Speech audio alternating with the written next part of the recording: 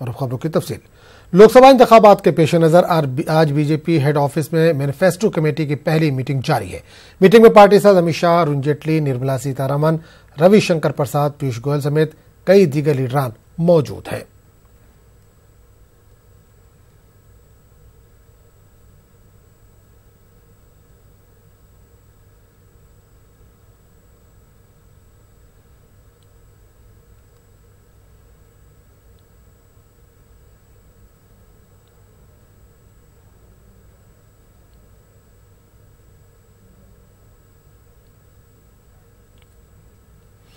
दिल्ली के रामलीला मैदान में बहुजन समाज महासभा का इनेकाद किया गया, जिसमें हजारों की तादाद में लोग पहुंचे हैं। 2 अप्रैल को शहीद हुए भीम सैनिक और आइन की हिफाजत के लिए बहुजन समाज सम्मान महासभा का इनेकाद किया गया है।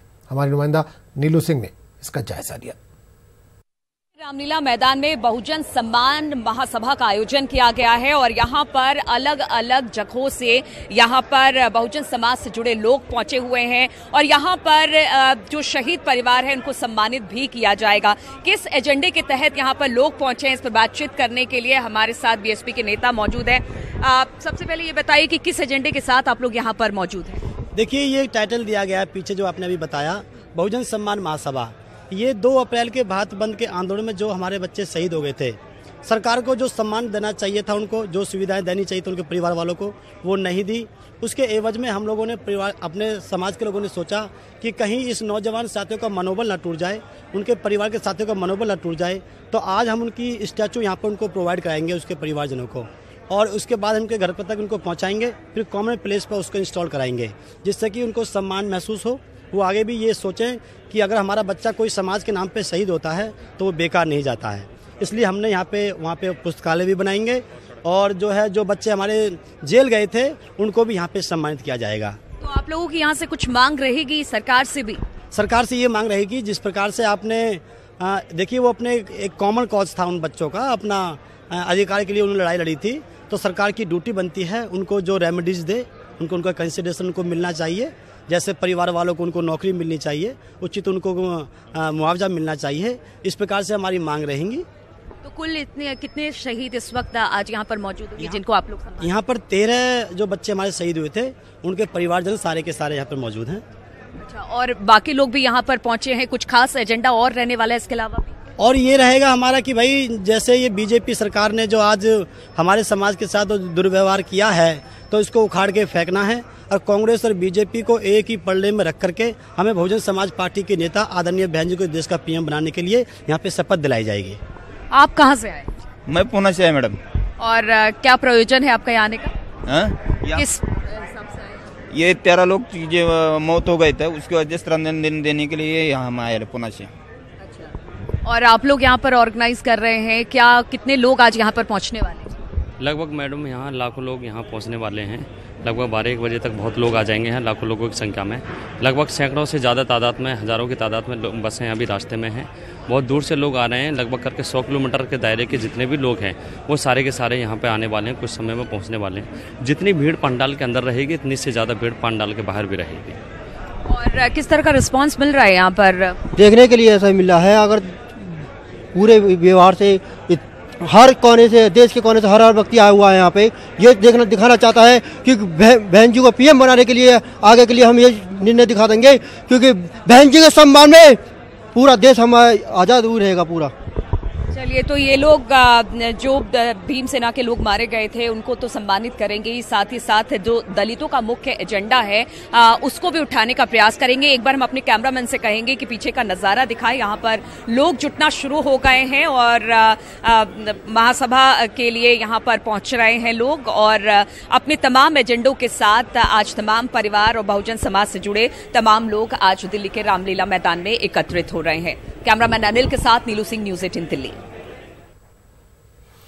यूपी कांग्रेस ने प्रेस कॉन्फ्रेंस करते हुए लोकसभा इंतखाबात में अकेले लड़ने का ऐलान किया है। साथ ही कांग्रेस लीडर गुलाम नबी आजाद ने बीजेपी पर तनकीद करते हुए कहा कि बीजेपी हमेशा से झूठे वादे करती आई, लेकिन कांग्रेस ने न कभी ऐसा किया है और न करेगी, और मुल्क धोखा देने वालों के साथ नहीं बल्कि कांग्रेस के साथ है। इसी सरकार, भारतीय जनता पार्टी की सरकार के साथ राष्ट्रीय स्तर पर अगर उनको कोई हराने वाली पार्टी है तो राहुल गांधी के नेतृत्व में कांग्रेस पार्टी वो लड़ाई लड़ेगी और उन्होंने और हम सब ने ये चैलेंज कबूल किया है और उसी दृढ़ता से, उसी मजबूती से हम उत्तर प्रदेश की भी 80 की 80 सीटों पर इलेक्शन लड़ेंगे और हमारी तैयारी पूरी है।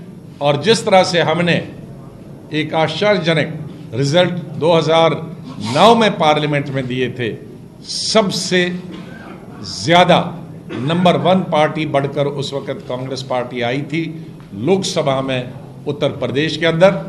बीएसपी, समाजवादी और भारतीय जनता पार्टी, उन तीनों के जो सीटें थी लोकसभा में हमसे कम थी। मुझे पूरा विश्वास है कि उससे तिगनी नहीं तो उससे दुगनी सीटें जिस वक्त उस वक्त मिली थी, हम अकेले अपने दम पर उसी लगन से करेंगे और सबके लिए, रीजनल पार्टीज के लिए भी और नेशनल पार्टी के लिए भी एक आश्चर्यजनक रिजल्ट कांग्रेस इस दफा यूपी में देगी। हम भारतीय जनता पार्टी और उनके नेताओं की तरह झूठे वादे नहीं करते हैं, वोट बटोरने के लिए लोगों को बांटते नहीं हैं, हम लोगों को इकट्ठे करते हैं। सब हम दिलों में, लोगों के दिलों के बीच में दरारें पैदा नहीं करते हैं, हम दिलों को मिलाने वाले हैं, दिलों को तोड़ने वाले नहीं। राहुल गांधी जी के नेतृत्व में हम ये इलेक्शन लोकसभा में डट के लड़ेंगे और भारतीय जनता पार्टी को पराजय देंगे। हम उन दलों का समर्थन जरूर लेंगे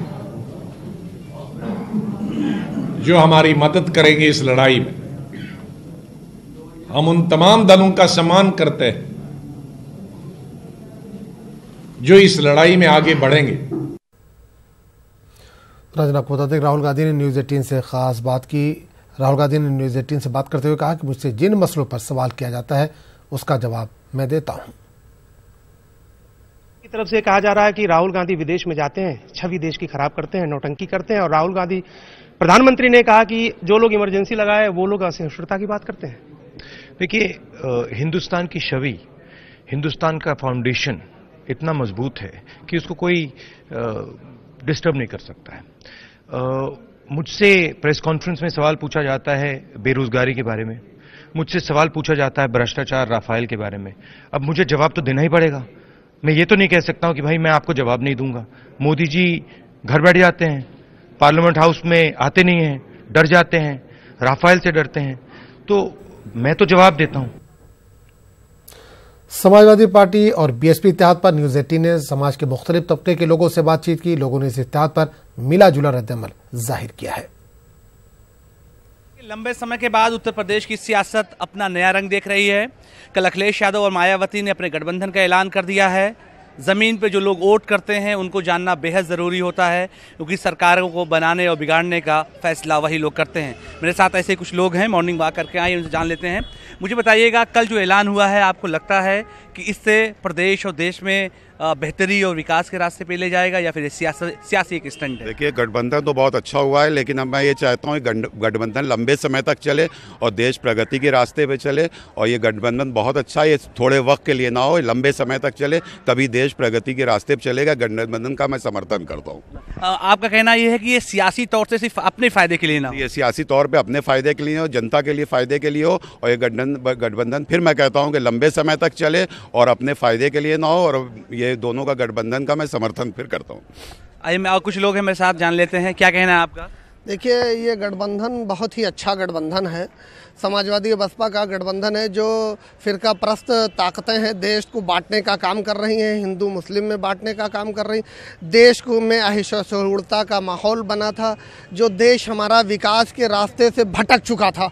उससे मेरा मानना है कि ये गठबंधन से ऐसी ताकतों को बहुत करारा झटका लगने वाला है। गठबंधन का कल ऐलान हुआ है, इसके बारे में आपको पता होगा, आपको लगता है कि उसकी चेंजेस आने वाले हैं?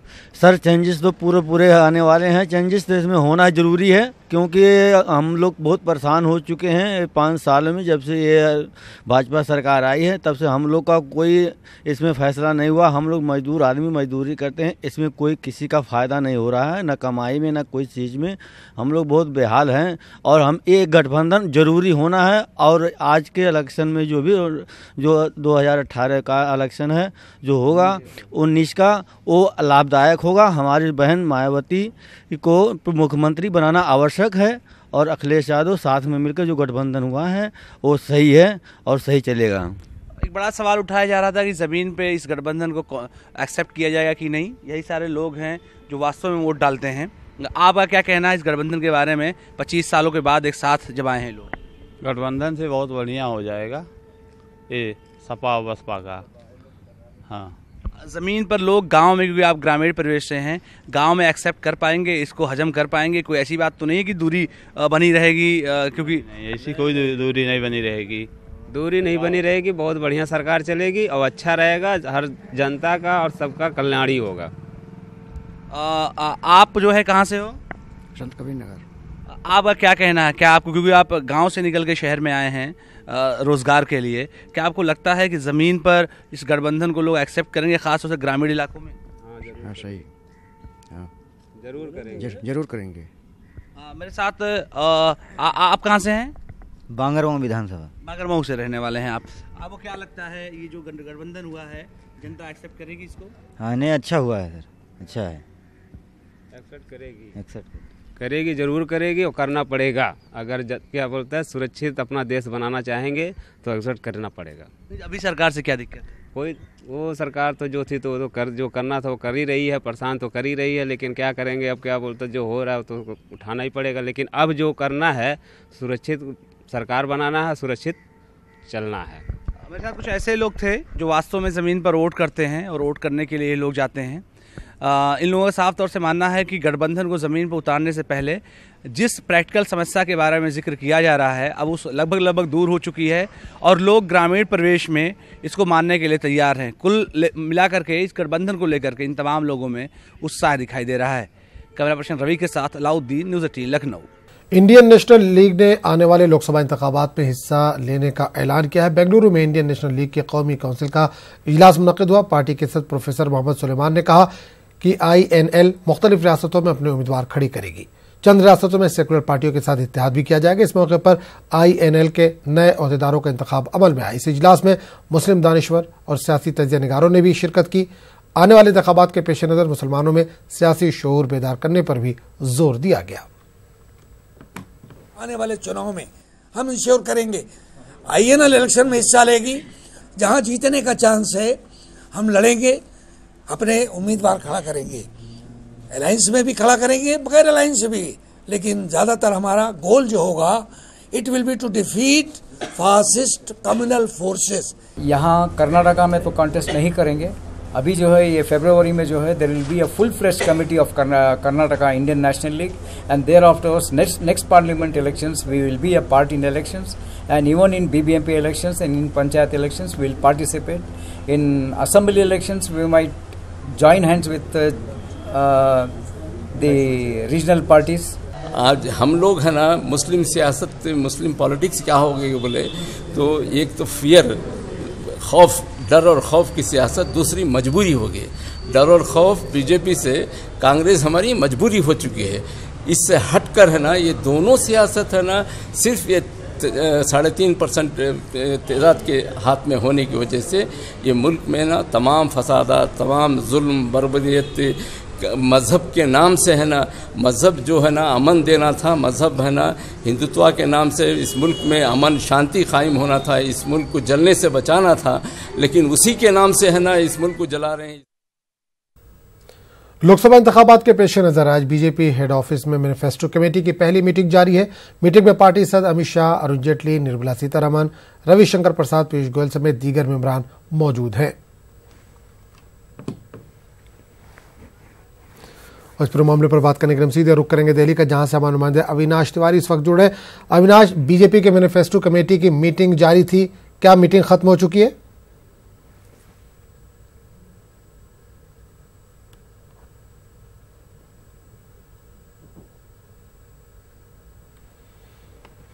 तो नाज़रीन, आपको एक बार फिर बता दें कि लोकसभा इंतखाबात के पेश नज़र बीजेपी हेड ऑफिस में मैनिफेस्टो कमेटी की पहली मीटिंग जारी है। इस मीटिंग में पार्टी सदस्य अमित शाह, अरुण जेटली, निर्मला सीतारमण, रविशंकर प्रसाद, पीयूष गोयल समेत कई बड़े लीडरान मौजूद हैं।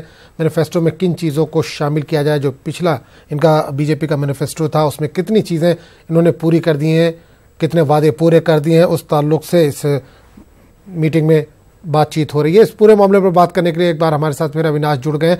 अविनाश, बीजेपी के मैनिफेस्टो कमेटी की मीटिंग जारी थी, क्या मीटिंग मुकम्मल हो चुकी है?